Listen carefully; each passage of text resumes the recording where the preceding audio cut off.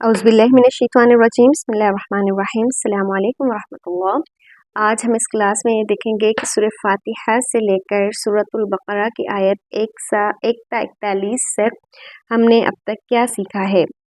देखें, ये इसलिए ज़रूरी है क्योंकि अक्सर हम आयत में रब्त तलाश नहीं कर पाते। हमें ये पता नहीं चलता कि ये जो पिछली बात की जा रही थी, अब ये जो आगे बात आ रही है, इन दोनों के आपस में क्या ताल्लुक़ है। उस ताल्लुक़ को सही से समझ लेने के लिए थोड़ा खुलासा ज़रूरी है। इसलिए हम आज खुलासा देखेंगे और फिर इंशाल्लाह हो सका तो हम कुछ आयत भी आज ही कवर करेंगे इंशाल्लाह। तो सबसे पहले हमने सूरह फातिहा में ये देखा कि हमारा अल्लाह है, यानी हमारा जो रब है उस रब का जो असल नाम है वो अल्लाह है। और फिर हमने देखा कि हमारा अल्लाह रब्बुल आलमीन है, यानी कि तमाम इंसानियत, तमाम जहानों का रब हमारा अल्लाह है, उसके अलावा और कोई नहीं। फिर हमने अपने रब को मज़ीद जाना कि वो अर्रहमानुर्रहीम भी है और वो मालिक यौमिद्दीन भी है। ये अल्लाह ताला ने कुरान पाक खोलने से पहले या शुरू करते ही अपना तारुफ दिया है अल्लाह के ज़रिए कि हमारा अल्लाह अल्लाह है, फिर रब्बुल आलमीन है, फिर अर्रहमानुर्रहीम है और फिर मालिक यौमिद्दीन है। जब हम पूरी तरह अपने रब यानी अल्लाह को पहचान गए, समझ गए, तो हमने खुद मुख्तार होकर ये फ़ैसला किया और ये कहा कि हम सिर्फ़ उसी की इबादत करेंगे और सिर्फ़ उसी से मदद मांगेंगे। फिर अल्लाह ताला से जो हमने पहली मदद मांगी वो हिदायत थी। पहली मदद अल्लाह ताला से हमने हिदायत की मांगी कि हम कैसे अपने रब को राज़ी कर सकते हैं, हम कैसे वैसे बन सकते हैं जैसा हमारा रब चाहता है।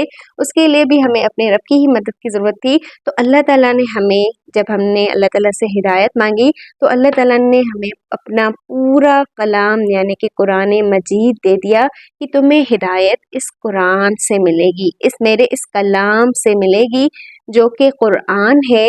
और फिर हमने कुरान में 3 किस्म के लोग देखे थे, एक मुत्तकी, दूसरे काफिर और तीसरे मुनाफिक। नोट कर लें, हमने इस कुरान में 3 किस्म के लोग देखे, मुत्तकी, काफिर और मुनाफिक। और साथ में हमने ये भी जाना कि मुनाफिकीन भी राह नहीं पाएंगे, काफिर भी राह नहीं पाएंगे। असल जो हिदायत मिलेगी इस किताब से वो मुत्तकी के लिए होगी और ज़रूरी नहीं कि वो मुत्तकी सिर्फ मुसलमान हो। दुनिया भर का कोई भी इंसान अगर मुत्तकी हो, और मुत्तकी की डेफिनेशन हमने डिटेल से अपनी क्लासेस में देख ली थी, यानी जो लापरवाह ना हो, जो परवाह करता हो, जो परहेज़ करता हो बुरी बुरी चीज़ों से, जो सोचता हो कि मैं यहाँ पर क्यों आया हूँ, जो ज़िंदगी का मकसद हासिल करना चाहता हो, उस मुत्तकी के लिए इस किताब में हिदायत है। फिर अल्लाह ताला ने जब इन 3 किस्म के लोगों को हमारे सामने बयान कर दिया तो उसके बाद अल्लाह ताला ने हमें कहा कि अपने रब के बंदे बन जाओ, ए लोगों अपने रब के बंदे बन जाओ। और फिर उन लोगों को चैलेंज किया अल्लाह ताला ने जिन्होंने अल्लाह ताला को अपना रब मानने से या हज़रत मोहम्मद सल्लल्लाहु अलैहि वसल्लम को अल्लाह का रसूल यानी अल्लाह का भेजा हुआ जो हमें हिदायत देने आया था रसूल मानने से इनकार कर दिया। तो अल्लाह ताला ने उन्हें चैलेंज दिया, और वो चैलेंज क्या था कि इस जैसी एक आयत लेकर आओ, एक आयत इस कुरान जैसी तुम बना कर लाओ। क्योंकि ये अरबी की ज़बान थी और अरब अपनी ज़बान में बहुत माहिर थे। इंशाल्लाह कभी उस पर भी हम बात करेंगे कि कितने कितने वो माहिर थे। लेकिन फिर वो चैलेंज जब कबूल ना कर पाए तो उन्होंने ये बहाना बनाया कि ये किसी ऐसा किताब है जिसमें अल्लाह ताला मिसालें बयान करता है या कितनी हकीर चीज़ों की मिसालें बयान करता है। तो अल्लाह ताला ने फिर उनको उस हिसाब से उनका जवाब दिया है, वो भी हमने डिटेल से पढ़ लिया था। सब कुछ ये जो भी बातें हो गई तो अल्लाह ताला ने हमें ये वाज़ेह कर दिया कि क्यों रब का हमें बंदा बनना है। यानी रब का बंदा बनने के लिए जो पहली चीज़ है वो ये है कि अल्लाह ताला ने हमारे लिए सब कुछ बनाया, सब कुछ अल्लाह ताला ने हमारे लिए बनाया। और फिर अल्लाह ताला ने इंसानियत की शुरुआत की, और इंसानियत की शुरुआत किससे हुई? آدم اور ابلیس سے۔ حضرت آدم علیہ السلام کا قصہ اللہ تعالیٰ نے بتایا کہ پہلے انسان جو دنیا میں تھے وہ حضرت آدم تھے، کیسے انسانیت کی شروعات ہوئی، کیسے ابلیس اور انسان کی دشمنی ہوئی، اور پھر آخر میں یہ ساری بات بتانے کے بعد جب حضرت آدم علیہ السلام کو زمین پر بھیجا گیا، کیونکہ حضرت آدم علیہ السلام کو بنایا ہی زمین کے لیے گیا تھا اصل، تو اللہ تعالیٰ نے کہا کہ میری طرف سے ہدایت آتی رہے گی۔ یہ ایک چیز ہے جس کو آپ نے نوٹ کرنا ہے کہ اللہ تعالیٰ نے کہا تھا کہ میری طرف سے ہدایت آتی رہے گی، اور جو اس ہدایت پر چلے گا تو اس کے لیے کوئی خوف اور کوئی غم نہیں ہوگا، اور جو اس ہدایت سے منہ موڑے گا یعنی کہ اس ہدایت کو قبول نہیں کرے گا تو پھر اس کے لیے جہنم ہے، اور وہ اس جہنم میں ہمیشہ رہے گا۔ ہدایت کے فوراً بعد یا پھر جھٹلانے کے فوراً بعد جو بھی میری اس ہدایت کو سیریس نہیں لے گا اور جھٹلائے گا یا پھر اس کا کفر کرے گا، اس کے فوراً بعد اللہ تعالیٰ نے بنی اسرائیل کو بتایا کہ یہ بنی اسرائیل، ان کو آپ نے نوٹ کرنا ہے، کیونکہ اب مسلسل آگے جو 9 رکوع ہیں وہ بنی اسرائیل پر بات کریں گے۔ ابھی ہم نے بنی اسرائیل کے بارے میں کچھ بھی کور نہیں کیا، یعنی کہ ابھی ہم نے صرف ان کی شروعات کی ہے، صرف 2 آیات ہم نے ان کے بارے میں پڑھی ہیں، اور ان 2 آیات نے ہمیں بتایا کہ بنی اسرائیل کو اللہ تعالیٰ نے دنیا میں ایک فضیلت عطا کی تھی، یعنی پورے عالم پر اللہ تعالیٰ نے انہیں فضیلت دی تھی۔ بنی اسرائیل کو اللہ تعالیٰ نے شریعت بھی دی تھی اور اس سے عہد بھی لیے تھے، اور اللہ تعالیٰ نے یہ بھی کہا کہ اگر تم میرے عہد کو پورا کرو گے تو پھر میں نے جو تم سے عہد کیے تھے وہ میں پورے کروں گا، یعنی تمہیں دنیا میں جنت سی زندگی دوں گا، بہت اعلیٰ زندگی جس میں کوئی خوف اور کوئی غم نہیں ہوگا، اوپر سے بھی کھاؤ گے نیچے سے بھی کھاؤ گے۔ لیکن پھر بنی اسرائیل نے نافرمانیوں کے اوپر نافرمانیاں کی، اور اللہ تعالیٰ نے ہمیں ان کی نافرمانیوں کی لسٹ بتائی۔ کیونکہ اب ہم بنی اسرائیل کے اس مقام پر آنے والے ہیں جو مقام بنی اسرائیل کو دیا گیا تھا، یعنی کہ جو فضیلت ہم سے پہلے بنی اسرائیل کو دی گئی تھی، اس کو نوٹ کریں، جو فضیلت ہم سے پہلے بنی اسرائیل کو دی گئی تھی کیونکہ وہ ہم سے پہلی امت تھی، وہ فضیلت اب ٹرانسفر ہو کر ہمارے پاس آئے گی، یعنی کہ امت محمد صلی اللہ علیہ وآلہ وسلم کے پاس۔ تو ہمیں یہ سمجھنا بہت ضروری ہے کہ ایسی کیا باتیں تھیں یا ایسی کون سی چیزیں تھیں جس کی وجہ سے ان سے وہ فضیلت ہٹ گئی، دور ہو گئی، کیونکہ وہ ہم سے بھی ہٹ سکتی ہے، اور اگر ہم آگے پڑھتے جائیں گے تو ہمیں احساس ہوگا کہ شاید ہم نے اس فضیلت کا ہم نے بھی احترام نہیں کیا، اور ہمارے نافرمانیوں کی لسٹ بھی بہت زیادہ بڑی ہے۔ دیکھیں ان کی جو پہلی نافرمانی تھی وہ یہ تھی کہ وہ ایمان نہیں لائے، اللہ پر ان کا ہمیشہ سے ایمان تھا، آخرت پر بھی ان کا ہمیشہ سے ایمان تھا۔ کس بات پر ایمان نہیں لائے؟ وہ آپ صلی اللہ علیہ وآلہ وسلم پر اور اللہ تعالیٰ کی کتاب یعنی قرآن پر ایمان نہیں لائے، یہ ان کی پہلی غلطی تھی۔ دوسری، وہ پہلے کافر بن گئے۔ پہلے کافر کس طرح بنے یہ بھی ہم نے ڈیٹیل سے بات کی تھی۔ اس کے بعد تیسری چیز، انہوں نے اللہ تعالیٰ کی تقوی اختیار نہیں کی، اور چوتھی چیز یعنی چوتھی نافرمانی، انہوں نے اللہ تعالیٰ کی آیات کو حقیر سی قیمت کے لیے بیچ دیا۔ یا اس کا کیا مطلب ہے؟ اس کا مطلب یہ ہے کہ اللہ تعالیٰ کی آیات کو جن کے محافظ تھے وہ بنی اسرائیل، انہوں نے اپنے کچھ ذاتی فائدے کے لیے یا پھر اپنی دکانداریاں چمکانے کے لیے یا پھر اپنی فین فالوئنگ بڑھانے کے لیے، اپنی مشہوری کے لیے، کچھ ان سے صدقہ و خیرات یا اس طرح کے فنڈنگ کے لیے انہوں نے اللہ تعالیٰ کی آیات کو بدلنا اور لوگوں کو خوش کرنا شروع کر دیا۔ اس کا مطلب یہ نہیں ہے کہ کوئی انسان اللہ تعالیٰ کی آیات کو اگر پڑھاتا ہے، قرآن پاک پڑھاتا ہے یا تفسیر پڑھاتا ہے، تو اگر وہ اس سے کچھ اپنی انکم لے رہا ہے یا کوئی فیس وغیرہ لے رہا ہے تو وہ اللہ کی آیت کو بیچ رہا ہے، یہ یہاں پر مفہوم بالکل بھی نہیں ہے، بلکہ وہ کمائی حلال ہے اور سب سے بہترین کمائی ہے حدیث کے مطابق۔ حضرت محمد صلی اللہ علیہ وآلہ وسلم نے خود صحابہ کو مدینے میں ایک صحابی کو مدینے میں بھیجا تھا کہ تم پڑھا کر آؤ، دین سکھا کر آؤ، اور پھر حضرت محمد صلی اللہ علیہ وسلم انہیں تنخواہ دیتے تھے، ٹھیک ہے۔ تو آیات کو بھیجنے سے مراد کیا ہے؟ آیات کو حقیر سی قیمت میں بیچنے سے مراد یہ ہے کہ ان کو تبدیل کرنا، لوگوں کو خوش کرنے کے لیے ان کو الگ طرح سے بیان کرنا، ان کو آپس میں خلط ملت کر دینا، صحیح ہے۔ تو یہ سب ہم نے سیکھا تھا 1 سے لے کر 41 آیات تک۔ اب ہم آگے چلتے ہیں۔ آگے چلنے سے پہلے میں آپ کو کہوں گی کہ ابھی آپ نے ایک چیز نوٹ کرنی ہے، اور وہ یہ ہے کہ اللہ تعالیٰ نے ابھی تک بنی اسرائیل سے منہ نہیں موڑا۔ منہ نہیں موڑا کا کیا مطلب ہے؟ اس کا مطلب یہ ہے کہ اللہ ان سے ابھی خود کلام کر رہے ہیں، یعنی کہ وہ ان سے خود بات کر رہے ہیں، خود مخاطب ہو رہے ہیں۔ ایک وقت ایسا آئے گا جب ہم 9 رکوع میں پڑھتے آگے چلیں گے تو آپ کو پتہ چلے گا کہ اب اللہ تعالیٰ ان سے ڈائریکٹ بات نہیں کریں گے، بلکہ حضرت محمد صلی اللہ علیہ وآلہ وسلم کو کہیں گے کہ آپ ان سے کہیں، آپ ان سے کہیں، یا کچھ اس طرح کے اور الفاظ، یعنی جس سے لگے کہ اللہ تعالیٰ اب ان سے اتنے ناراض ہیں کہ اللہ تعالیٰ ان سے خود بات نہیں کرنا چاہتے۔ تو یہ بنی اسرائیل کا یہاں پر پہلے پارے میں 9 رکوع بنی اسرائیل کے بارے میں بتانے کے مقصد آپ پہلے ذہن میں رکھ لیں۔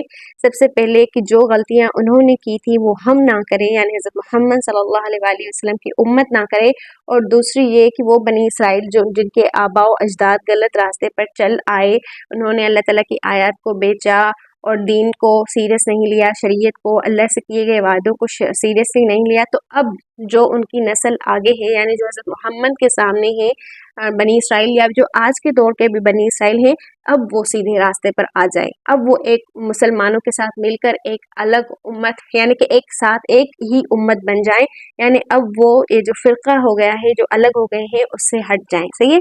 تو آگے آیت نمبر ہماری 42 ہے، جس میں اللہ تعالیٰ بنی اسرائیل کے بارے میں ہمیں مزید انفارمیشن دے رہے ہیں۔ میں ساتھ میں صرف اتنا کہوں گی، دیکھیں اس کو ایسے نہیں لینا کہ یہ تو بنی اسرائیل کے بارے میں ہے، اللہ تعالیٰ یہ کیوں بتا رہے ہیں؟ تاکہ ہم سبق لیں۔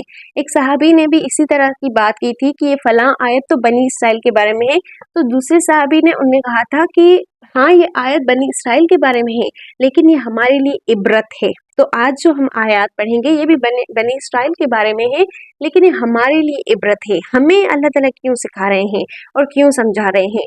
اور مزے کی بات یہ کہ بنی اسرائیل حضرت محمد صلی اللہ علیہ وآلہ وسلم کے ساتھ تھے، پاس تھے اس وقت مدینہ میں، جب آپ صلی اللہ علیہ وسلم آئے تھے تو آپ صلی اللہ علیہ وآلہ وسلم کو مدینہ میں قرآن سورۃ البقرہ دی گئی تھی۔ یہاں پر جب ہم قرآن پاک کی تلاوت کرتے ہیں تو بنی اسرائیل ہمارے سامنے نہیں ہے، لیکن جب بھی اگر انہیں موقع ملا یا اللہ تعالیٰ نے چاہا تو جو بھی بنی اسرائیل اللہ کی کتاب کھولے گا اور پڑھے گا تو یہ اس کے لیے بھی ہدایت ہوگی، وہ سمجھے گا کہ یہاں کہاں کہاں پر ہم غلط ہیں اور کہاں کہاں پر ہمارے آباء و اجداد غلط تھے، اور کیسے کیسے ہم نے اپنے رب کی، اللہ کی نافرمانی کی ہے، اور پھر اس کی سزا کیا ہے۔ تو یہ تمام جو بھی آیات ہیں یہ ہمارے لیے بھی فائدہ مند ہیں، اور جو بنی اسرائیل ہیں یعنی کہ اور لوگ ہیں ان کے لیے بھی فائدہ مند ہے۔ تو یہاں پر اللہ تعالیٰ بنی اسرائیل کے بارے میں کہہ رہے ہیں وَلَا تَلْبِسُوا الْحَقَّ، تم حق کو نہ ملاؤ، وَلَا تَلْبِسُوا الْحَقَّ بِالْبَاطِلِ، تم حق کو باطل کے ساتھ نہ ملاؤ، وَتَكْتُمُوا الْحَقَّ، اور نہ ہی تم حق کو چھپاؤ۔ دو چیزیں ہیں، ایک حق کو باطل کے ساتھ ملا دینا اور دوسرا حق کو چھپا دینا۔ یہ ایک سنت تھی بنی اسرائیل کی کہ وہ حق کو باطل کے ساتھ ملا دیتے تھے، یعنی ان کے جو علماء تھے نا، آپ سب سے پہلے یہ بات نوٹ کر لیں کہ جو بنی اسرائیل کے علماء تھے، قرآن، توریت اور انجیل ان کے حفاظت میں تھی، جیسے ہمارا قرآن اللہ کی حفاظت میں ہے نا، کہ اللہ تعالیٰ نے خود قرآن کی حفاظت کی ہے، وہ کیوں کی ہے انشاءاللہ ہم آگے دیکھیں گے، لیکن جو توریت اور انجیل تھا وہ ان کی حفاظت ان کے علماء کے ہاتھ میں تھی۔ پھر ان کے علماء کی مرضی تھی کہ وہ لوگوں تک وہ کس طرح پہنچاتے ہیں۔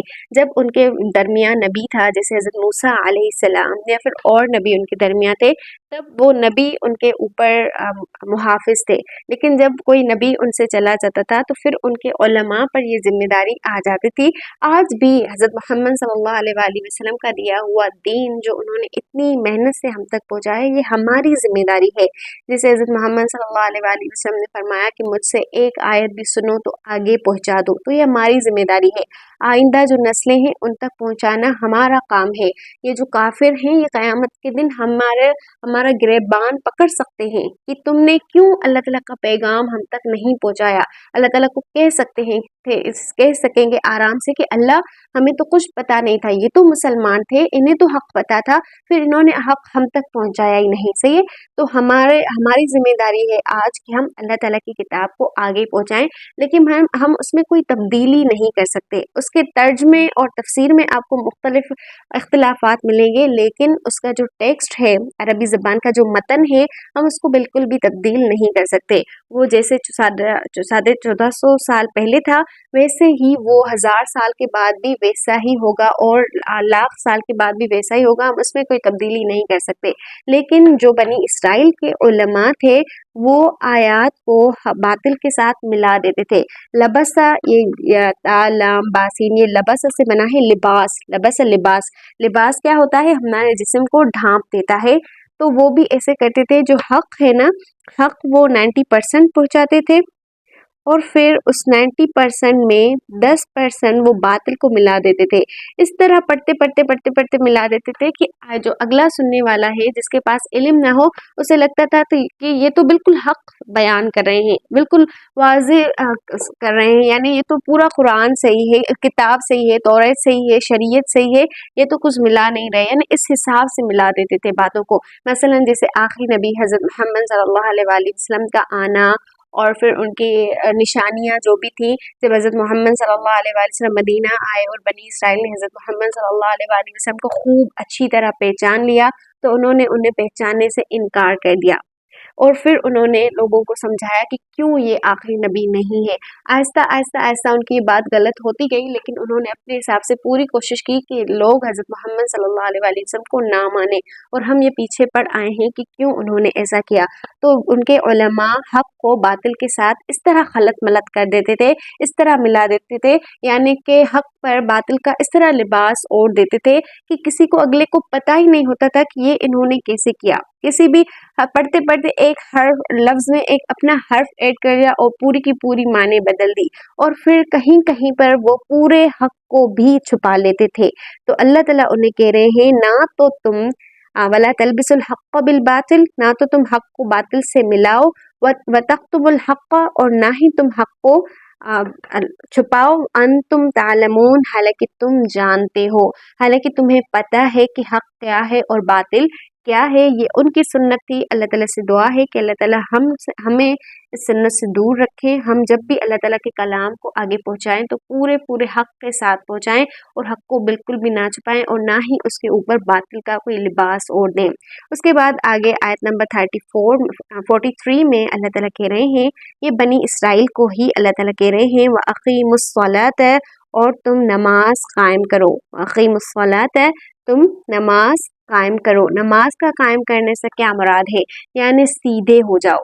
कोई भी शख्स अगर नमाज कायम करता है तो वो सीधा ही रहेगा। नोट कीजिएगा, अगर एक शख्स, एक आलिम अल्लाह ताला हर वक्त यानी पांचों ही वक्त अल्लाह ताला के करीब होता है, अल्लाह ताला से जाकर मिलता है, तो उसकी गैरत ये गवारा नहीं करेगी, या उसकी तकवा ये गवारा नहीं करेगी कि वो हक को आपस में जोड़ मिला दे, या खलत मदलत कर दे, या बातिल का लिबास पहना दे। तो तुम नमाज कायम करो, इसका क्या मतलब है? सीधे बन जाओ, दुरुस्त बन जाओ, मुत्तकी बन जाओ, तकवा वाले बन जाओ। व आतुज़ ज़कात, और तुम ज़कात अदा करो। अब यहाँ पर ज़कात अदा करने से क्या मुराद है? देखिए, हम पीछे पढ़ाए हैं कि वो अल्लाह की आयत को हकीर सी कीमत में बेच देते थे। तो जब वो अल्लाह की आयत को हकीर सी कीमत में बेचते थे अपने मतलब के लिए, तो फिर जो भी उनके पास जो भी पैसे आते थे वो हराम के होते थे, तो वो हराम के पैसों से तो ज़कात नहीं दे सकते। इसका क्या मतलब है? वह आतुज़ ज़कात है, इसका मतलब है अपनी कमाई को हलाल करो। आतुज़ ज़कात है, अपनी कमाई को हलाल करो और फिर उससे ज़कात अदा करो। वरकऊ मअर राकिईन, और रुकू करने वालों के साथ रुकू करो। ये बात शायद आपको समझ में ना आए कि बनी इसराइल को ये क्यों कहा गया है कि रुकू करने वालों के साथ रुकू करो। तो बनी इसराइल के बारे में ये समझ लें कि उनके पास आज जो शरीयत मौजूद है वो हज़रत मूसा अलैहिस्सलाम की शरीयत है। बनी इसराइल के पास आज हज़रत मूसा अलैहिस्सलाम की शरीयत है, और उस शरीयत में भी नमाज होती थी। ہو سکتا ہے کہ جیسے ہماری نماز ہو اسی طرح ہوتی ہو، لیکن آج ان کی نماز ہماری نمازوں سے بہت مختلف ہے، دو طرح سے یہ مختلف ہے۔ میں یہ کہوں گی کہ اس بات کو نا آپ تھوڑا اور ریسرچ کیجیے گا کہ واقعی یہ بات صحیح ہے یا کچھ اور بھی ہو سکتا ہے آپ کو ملے، کیونکہ یہ اتنی کلیئر بات نہیں تھی جتنی میں نے تحقیق کی، تو مجھے دو چیزیں بنی اسرائیل کی نماز کے بارے میں ملی۔ ایک تو یہ کہ انہوں نے اپنی نماز سے رکوع نکال دیا ہے، اور دوسری یہ کہ انہوں نے اپنی نماز سے سجدہ نکال دیا ہے۔ ایک راہب کے مطابق، ایک راہب کا کہنا ہے، یعنی کہ ایک بنی اسرائیل کے عالم کا کہنا ہے، درویش کا کہنا ہے کہ ہماری نمازوں سے سجدہ چھوٹ گیا ہے۔ یہ ایک عالم کا کہنا ہے کہ ہماری نمازوں سے سجدہ چھوٹ گیا ہے، اس لیے ہم ہر سال ایک ایسا تہوار مناتے ہیں، یعنی سب آپس میں مل کر روتے ہیں، پیٹتے ہیں اور پھر سجدہ کرتے ہیں، سجدے میں گر جاتے ہیں، کیونکہ ہماری نمازوں سے سجدہ چھوٹ گیا ہے، صرف رکوع ہی رہ گیا ہے۔ تو اس لیے ہم کیا کرتے ہیں، ہم روتے ہیں سال میں ایک بار۔ یہ آپ سرچ بھی کر سکتے ہیں، ان کے پاس ایسا ایک تہوار ہوتا ہے۔ اور پھر دوسری یہ ہے کہ انہوں نے رکوع نکال دیا تھا، یعنی وہ رکوع نہیں کرتے تھے، اور یا پھر آخر میں جا کر کہیں رکوع کرتے تھے۔ تو وَارْكَعُوا مَعَ الرَّاكِعِينَ، اس سے کیا سبق ملتا ہے؟ اس سے اللہ تعالیٰ بنی اسرائیل کو کہہ رہے ہیں کہ تم صحابہ میں مل جاؤ، وَارْكَعُوا مَعَ الرَّاكِعِينَ، تم رکوع کرنے والوں کے ساتھ مل جاؤ۔ تو یہاں پر رکوع کرنے والوں سے مراد صحابہ کرام ہیں، نوٹ کر لیں، صحابہ کرام کے ساتھ مل جاؤ، یعنی حق کے راستے پر آ جاؤ، ان کے جیسے بن جاؤ، یہ جو غلط کاریاں ہیں تمہاری یہ چھوڑ دو۔ دیکھیں حضرت آدم علیہ السلام سے لے کر اب تک ہم ایک ہی امت ہیں، ہم ایک امت مسلمہ ہیں۔ پھر وہ کیا ہوا کہ جیسے جیسے انبیاء آتے گئے اور شیطان نے اپنا کام شروع کر دیا، تو ہم فرقوں میں بٹ گئے، کوئی عیسائی ہو گیا، کوئی بنی اسرائیل ہو گیا، کوئی یہودی ہو گیا، کوئی کافر ہو گیا، کوئی مشرک ہو گیا، اور پھر جو مسلمان ہیں وہ سیدھے راستے پر ہیں، یعنی اس شریعت پر، اس ہدایت پر جو اللہ تعالیٰ نے حضرت آدم علیہ السلام کو دی تھی، اور آہستہ چل چل کے ترقی کر کے وہ آپ صلی اللہ علیہ وآلہ وسلم تک پہنچی، اور پھر انہوں نے وہ ہمیں دی۔ آج ان تمام فرقوں کو جو ٹولہ ہو گئے، اسلام سے دور ہو گئے، حضرت آدم کی شریعت سے یا انبیاء کی شریعت سے الگ ہو گئے، ان سب کو ایک ساتھ جمع کر کے بلایا جا رہا ہے آپ صلی اللہ علیہ وآلہ وسلم کے ذریعے کہ وَارْكَعُوا مَعَ الرَّاكِعِينَ، رکوع کرنے والوں میں سے کے ساتھ ہو جاؤ، رکوع کرو، یعنی صحابہ میں مل جاؤ، ایک امت بن جاؤ، ایک بن جاؤ، یعنی کہ سیدھے راستے پر آ جاؤ۔ تو پھر وَأَقِیمُوا الصَّلَاةَ، نماز قائم کرو، وَآتُوا الزَّکَاةَ، زکوٰۃ ادا کرو، وَارْكَعُوا مَعَ الرَّاكِعِينَ، اور رکوع کرنے والوں میں سے ہو جاؤ، یعنی رکوع کرو، یعنی الگ مت بن جاؤ، تم کوئی الگ نہیں ہو۔ اس کے بعد اللہ تعالیٰ آیت نمبر 4 میں بنی اسرائیل سے مخاطب ہو کر فرما رہے ہیں، 44 میں فرما رہے ہیں أَتَأْمُرُونَ النَّاسَ بِالْبِرِّ، کیا تم خود لوگوں کو نیکی کا حکم دیتے ہو، وَتَنْسَوْنَ أَنفُسَكُمْ، دوبارہ نوٹ کیجیے گا، أَتَأْمُرُونَ النَّاسَ بِالْبِرِّ، کیا تم لوگوں کو نیکی کا حکم دیتے ہو، وَتَنْسَوْنَ، اور تم بھلا دیتے ہو، أَنفُسَكُمْ، اپنے آپ کو، وَأَنْتُمْ، اور حالانکہ تم تَتْلُونَ الْکِتَابَ، کتاب کو پڑھتے ہو، أَفَلَا تَعْقِلُونَ، کیا پھر تم عقل نہیں رکھتے؟ یہ 4 چیزیں ہیں جو بنی اسرائیل کو کہی جا رہی ہے، اور ان کے ذریعے ہمیں بھی سبق دیا جا رہا ہے کہ تم عالم ہو، تم جاننے والے ہو، تم لوگوں کو نیکی اور بھلائی کا حکم دیتے ہو، لیکن تم خود کو بھول جاتے ہو۔ یہ کیوں ہوتا ہے؟ دیکھیں، ہم اپنے لیے اچھا چاہتے ہیں کہ سب میرے ساتھ اچھا کریں، مجھ پر تہمت کوئی نہ لگائے، مجھ پر کوئی جھوٹ نہ گھڑے، یا میرے پیٹھ پیچھے کوئی مجھ پر وار نہ کرے، سب مجھ سے اچھا ہو جائے۔ لیکن کیا ہم اوروں کے ساتھ اچھا چلتے ہیں؟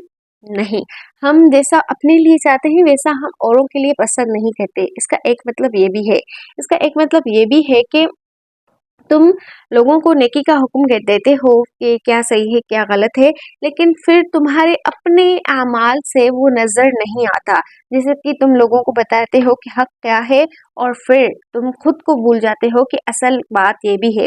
دیکھیں یہ تب ہوتا ہے علماء کے بیچ جب وہ خود کو کوئی چیز سمجھنے لگ جاتے ہیں۔